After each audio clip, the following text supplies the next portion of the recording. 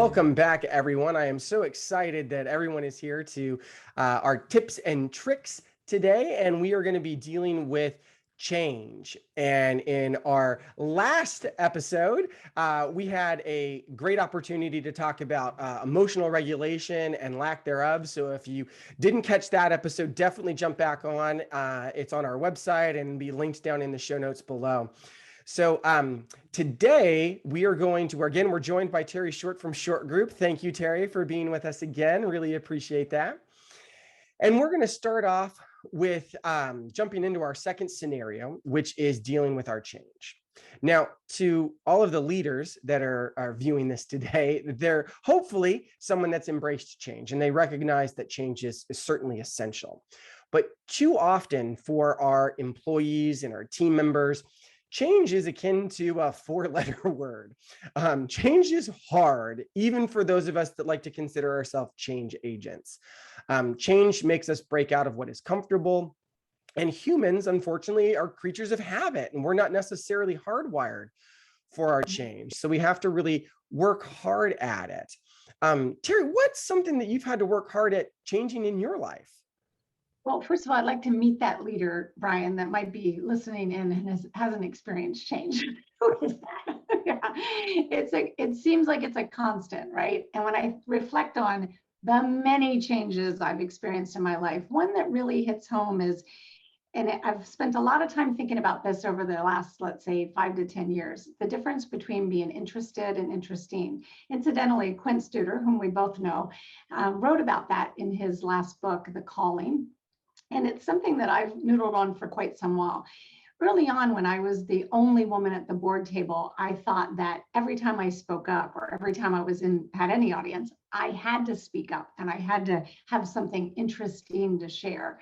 And so I lived in that world so much so that I wasn't interested, meaning I didn't draw out others, I didn't ask probing questions.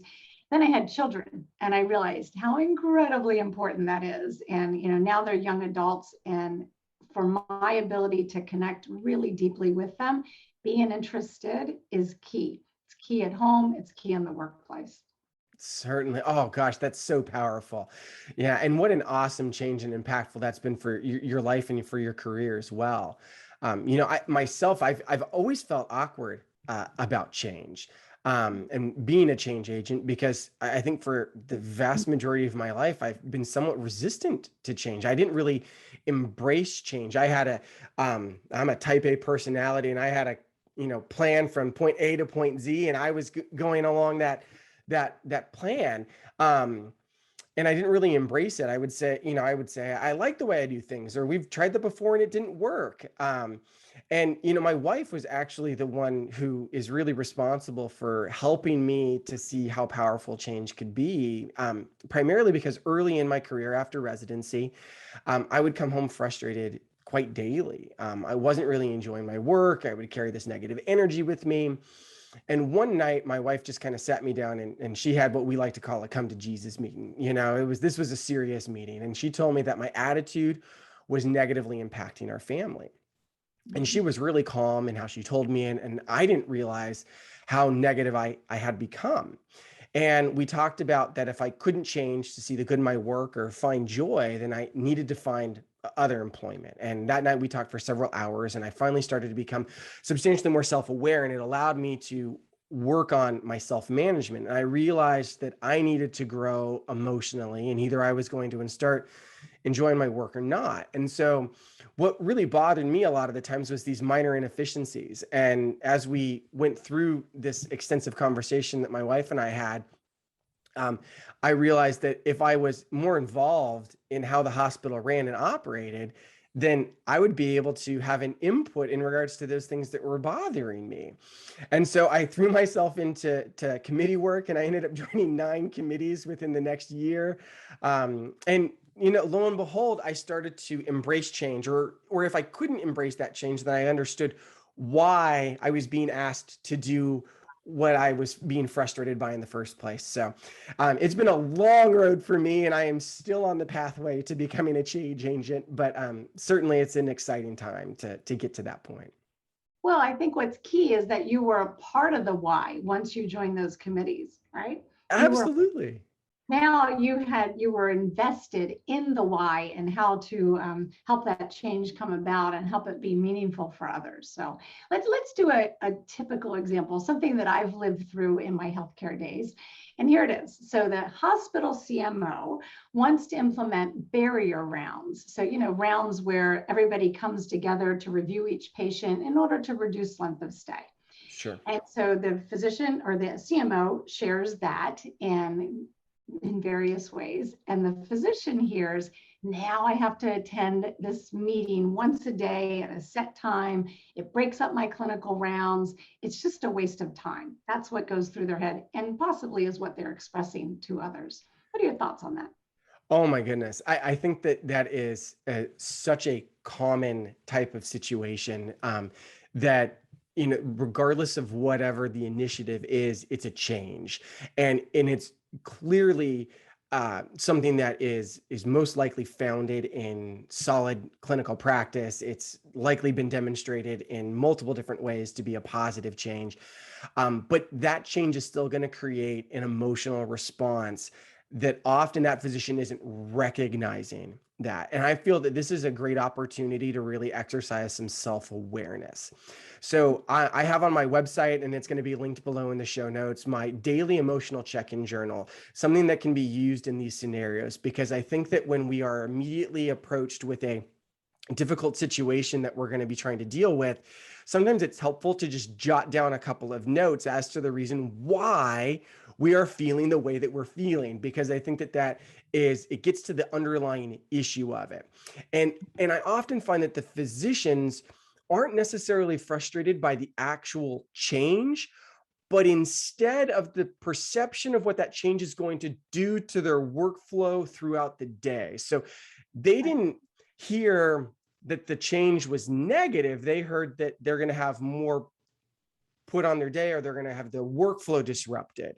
And so I think this is an opportunity to use this daily emotional check-in, where you begin to ask yourself a series of why questions that helps you to drill down to the underlying issue, because I think that the why questions are very helpful in doing that. So let's go through that process a little bit. So the physician will need to have some self-awareness in terms of saying, I recognize that I'm having some difficulty, but the whys will help them to manage that change a little bit more appropriately. So that they'll be able to understand it a little bit better. But, I think it's interesting, Terry, and I'm definitely going to want your input on this as a change agent, because I think that the other factor here is the way in which the CMO might have delivered the change. Could the CMO have more effectively managed the transition by maybe creating a change initiative, getting input from those physicians that would be participating, discussing with them how this could be best implemented, something of that nature. I think it would maybe allow the change to be sold in the best possible way, so that it didn't appear to be maybe a mandate. What do you think about that?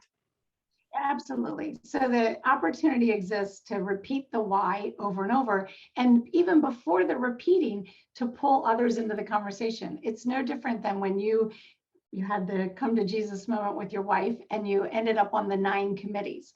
So that, having a committee or a group that maybe even many more times than just a committee or just a meeting, or recurring meetings that hash through this best practice and really helps many key stakeholders get their arms around the why behind this new implementation, this new effort that will be put forth.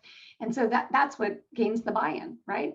And having authentic conversation about it, not in more of a delivery or a nod to someone's voice, but authentic conversation about exactly tying back to, this is where the physician would come up with, when they did your worksheet and they explained why, what's the trigger, why are they having this reaction? That's the type of thing they'd want to weave into the conversation with the CMO to get to the root of the cause and effect of this implementation.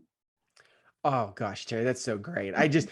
This is so helpful because it really does help us on both sides of the coin, right? Because the change is going to be affecting both aspects. Someone that's bringing the change initiative, and then someone that's living through that change. And I think that, in order for change to happen and to do well, we have to be able to do well on both sides of that coin. So definitely very helpful there.